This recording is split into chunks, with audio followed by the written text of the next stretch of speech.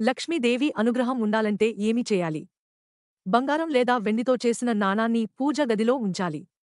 ఆ నాణంపై లక్ష్మీదేవి, వినాయకుడు ఉంటే ఇంకా చాలా మంచిదట. దాంతో మిక్కిలిగా సంపద కలుగుతుందట. తామర పువ్వుతో లక్ష్మీదేవిని పూజిస్తే ధనలాభం బాగా కలుగుతుంది.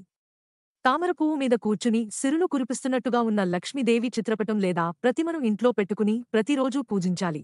ఇలా చేస్తే సిరి సంపదలు కలగటమే కాకుండా ఇంట్లోని వారందరికీ అంతా మంచే జరుగుతుందట. ఓం శ్రీం నమః అనే మంత్రాన్ని రోజూ 11 సార్లు పఠించాలి. ఇలా చేయటం వలన లక్ష్మీదేవి అనుగ్రహం కలిగి ఆర్థికపరమైన ఇబ్బందులు తొలగిపోతాయి. ఏదైనా దేవాలయానికి వెళ్లి రావి చెట్టు నుండి రాలిపడిన రావి ఆకును ఇంటికి తెచ్చుకుని శుభ్రంగా కడిగి సింధూరంతో ఆ ఆకుపై హ్రీం అనే అక్షరం రాయండి. ఈ ఆకును దేవుడి గదిలో ఉంచి తర్వాత శనివారం ఆ ఆకును రావి చెట్టు దగ్గర ఉంచి మరో ఆకు తీసుకుని వచ్చి మళ్లీ ఇదే పని చేయండి. అలా 4 శనివారాలు చేయండి. ఇలా చేస్తే ఆర్థిక బాధలు తొలగిపోతాయి. శనివారం రోజు రావి చెట్టు దగ్గరకు వెళ్లేటప్పుడు ఒక గ్లాసు పాలు, దానిలో చిన్న బెల్లం ముక్క వేసి తీసుకువెళ్ళాలి. ఆ పాలను రావి చెట్టు మొదట్లో పోయండి. ఆ పాలతో తడిచిన ప్రదేశంలో ఉన్న మట్టిని తీసుకుని బొట్టులాగా పెట్టుకోండి.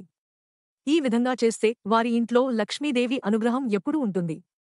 లక్ష్మీదేవి అనుగ్రహం ఉండాలంటే ఏ తప్పులు చేయకూడదు.